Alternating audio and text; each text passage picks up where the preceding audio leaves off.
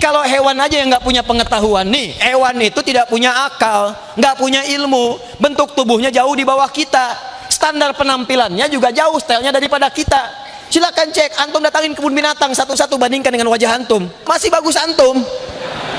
Absen satu-satu, monyet datang, lihat antum, lihat singa datang, lihat antum, masih bagus antum. Jadi kalau antum mulia dengan ilmu, punya akal, penampilan bagus, kenapa dalam urusan ini masih kalah sama monyet, masih kalah sama kambing?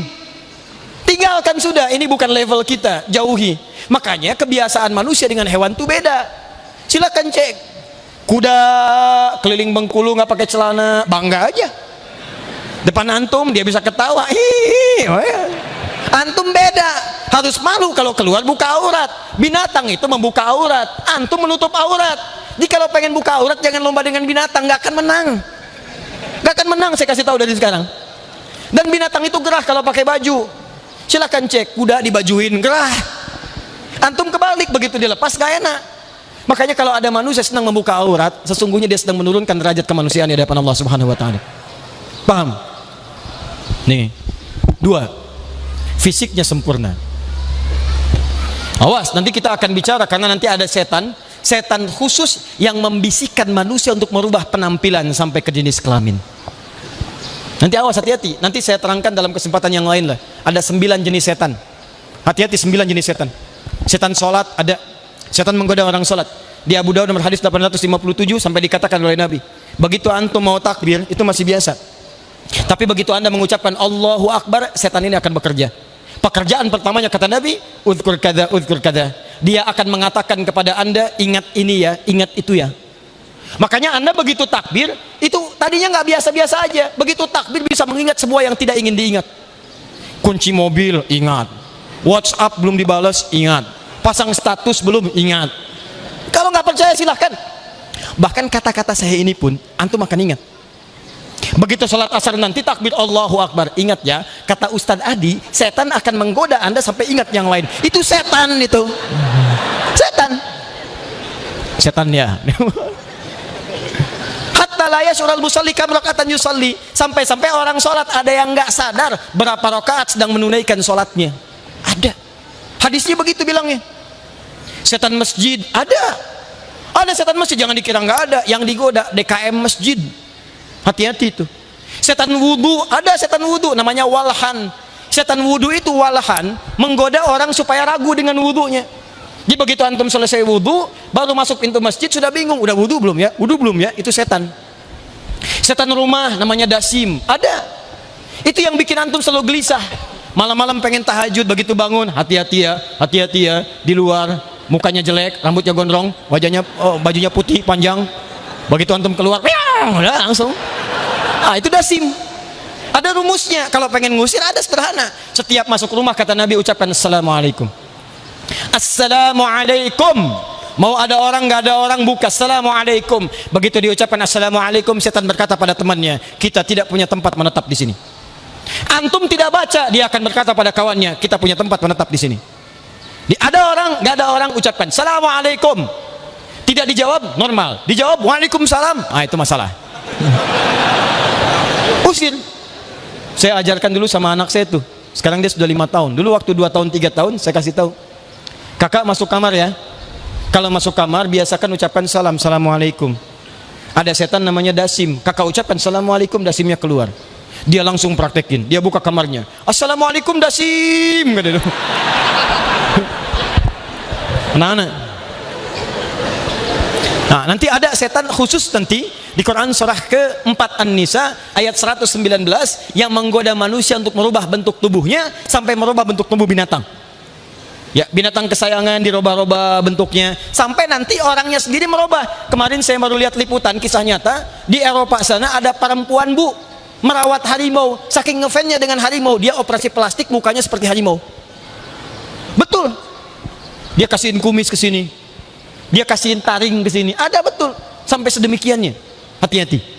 3, ini yang paling penting. Saya masuk ke sini. Nah, ini bahasan inti kita. Quran surat 17 ayat 70 paling kanan di pertengahan. Disinilah saya akan berakhir dan ini inti bahasan kita yang paling utama. Ingat, lihat sini. Kita disebut mulia oleh Al-Quran karena punya apa pertama? Ilmu, pengetahuan. Karena itu manfaatkan pengetahuan untuk memaksimalkan fungsi kehidupan kita. Kalau yang tidak belajar, dia sedang merendahkan fungsi kemuliaannya di hadapan Allah Subhanahu wa taala. Ayo, anaknya sekolah, mulai sekolah, hafalkan Quran, perbaiki sholatnya, isi SD-nya, isi SMP-nya, penuhi pesantrennya, hadirkan pengetahuan. Begitu pengetahuan maju, maka kota dan provinsi akan terbawa dengan kemuliaan. Dua, ingat baik-baik, hadirkan kemuliaan dalam bentuk fisik. Ini yang paling sempurna.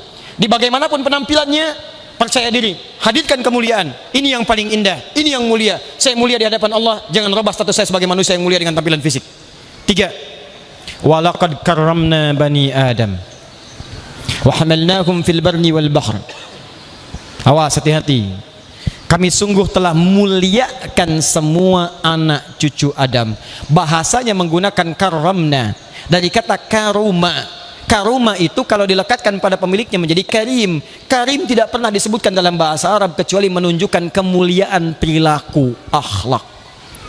Akhlak, adab, moral. Nih manusia nih, mulia dengan ilmunya, mulia dengan penampilan fisiknya, dan mulia dengan akhlaknya. Awas, hati-hati. Jadi kalau ada manusia hidup tidak punya akhlak, dia sedang merendahkan kemanusiaan di hadapan Allah Subhanahu wa taala. Karena itu ketika Allah menyebutkan fungsi tubuh kita, tadi kan baru disebutkan mata mulia, telinga mulia, lisan mulia, sampai kaki mulia.